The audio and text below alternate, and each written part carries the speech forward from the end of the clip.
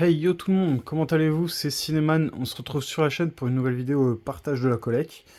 Donc dans cette vidéo, une petite spéciale 4K.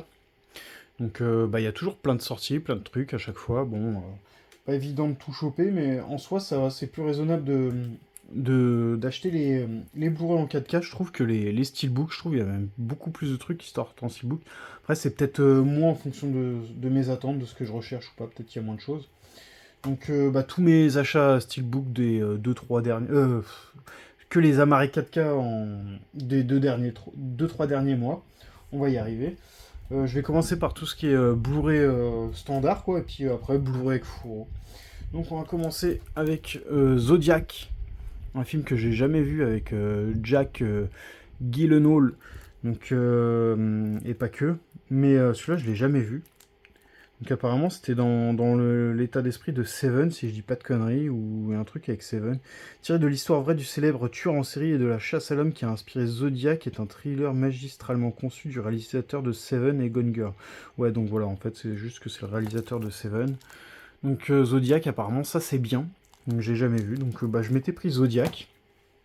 Ensuite, Training Day, bon celui-là ça fait un moment que j'ai dans la collection, mais je l'ai remis dans cette vidéo parce que je l'avais prêté à quelqu'un, je crois. Putain, d'ailleurs, il y a des traces de chaîne, c'est quoi là? Bref, franchement, c'est un film coup de cœur pour moi. C'est un de mes préférés, Denzel Washington, Training Day, avec Ethan Hawke. J'aime trop. Denzel, pour moi, c'est vraiment un super acteur. Il joue tellement bien. Tous les rôles que j'ai vus, ça lui allait comme un gant à chaque fois. Franchement, il joue très très très bien. Ensuite, le dernier duel avec Adam Driver et Matt Damon, Ben Affleck. Il y a pas mal de bon monde. C'est pour ça que je me suis pris ça. Alors celui-là, je sais plus, je l'ai pris où? Je crois que j'ai dû le prendre dans un petit lot Vinted. Donc n'hésitez pas à mettre pause pour l'histoire. Voilà. Ça a l'air d'être, comme son nom l'indique, un film de duel, quoi, à l'épée, à l'ancienne, quoi. Donc ça se trouve, c'est super bien. C'est de quelle année, ça? N'hésitez pas à me dire ça, j'ai vraiment pris ça parce que c'était vraiment pas cher, je crois que c'était 5 ou 6 euros le 4K dans le lot, hein, ça m'est revenu à ce prix-là. Ensuite, les planètes des singes, les origines. Alors moi j'ai un coffret 4K je crois, mais je sais plus j'avais quoi comme titre et ça c'était dans tout ce qui était offre culturelle, donc du coup j'en avais pris deux. Donc la planète des singes suprématie, alors, je saurais plus vous dire lequel, il y en a eu tellement en fait. Moi j'ai le coffret Blu-ray là avec les 7. Ensuite j'ai une Metal Box avec toute une trilogie, une autre trilogie en 4K. D'ailleurs je vais aller le chercher pour voir c'est quoi les titres qu'il y a dedans. Ça se trouve c'est du doublon, ça partira peut-être sur la boutique en final. Ouais bon j'ai retrouvé le coffret. Donc, moi ce que je vous disais c'est que j'avais ce coffret là, avec les 7 films en espèce de digipack.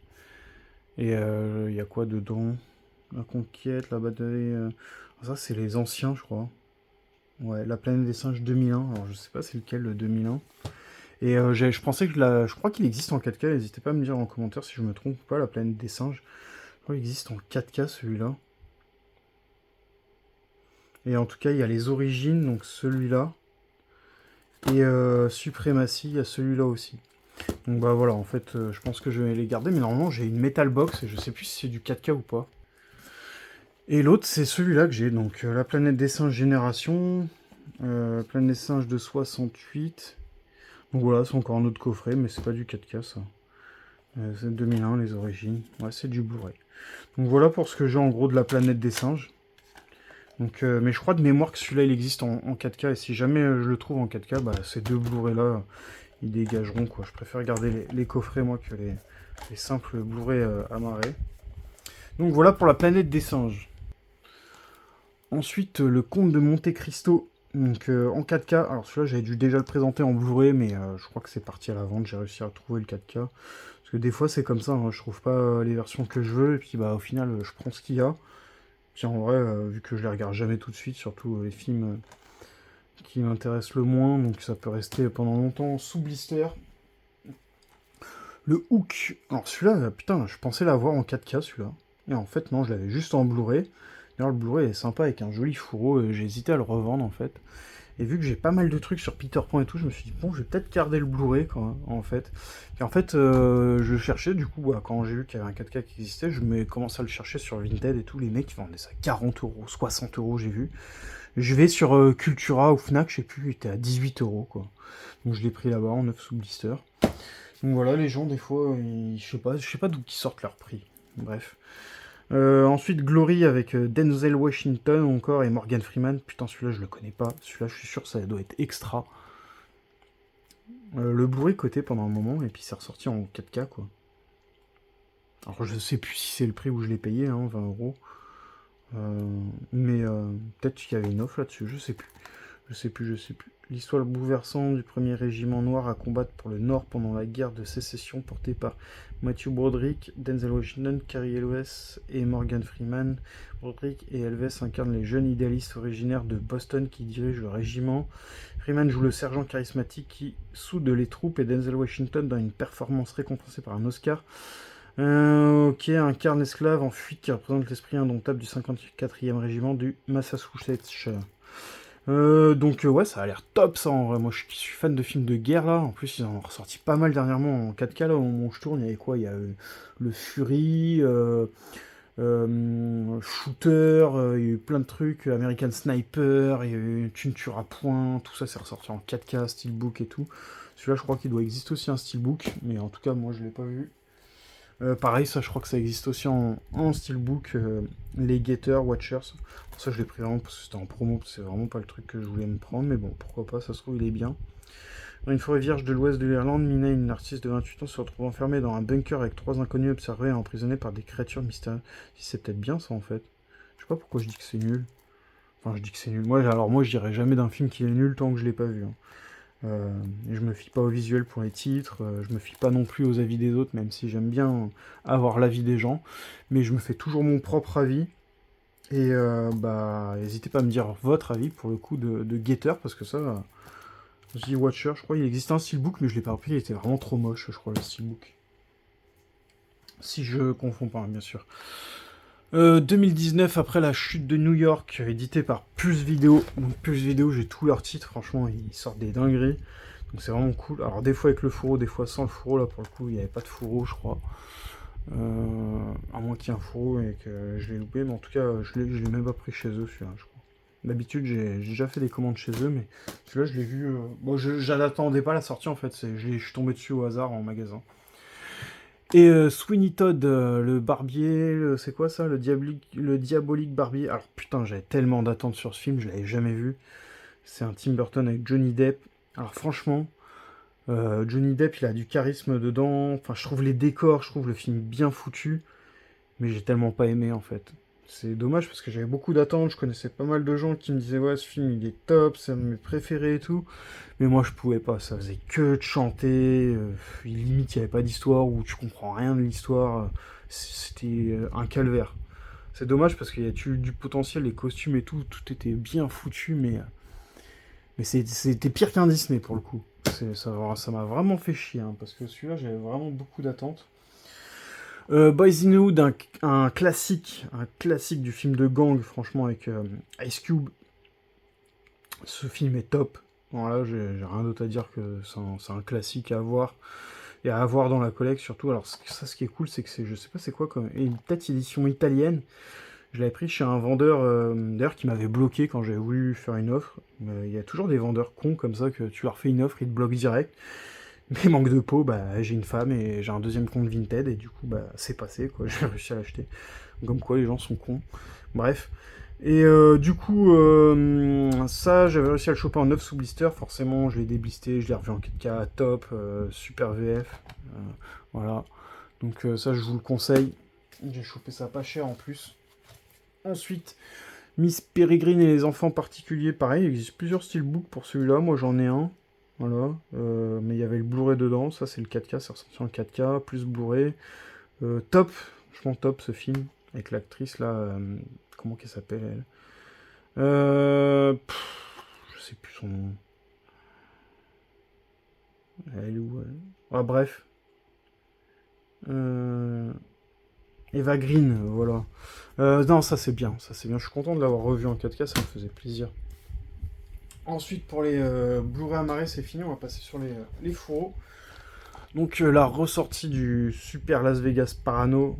Ils avaient ressorti le Blu-ray. Pendant un moment, ce Blu-ray, c'était un Blu-ray rare.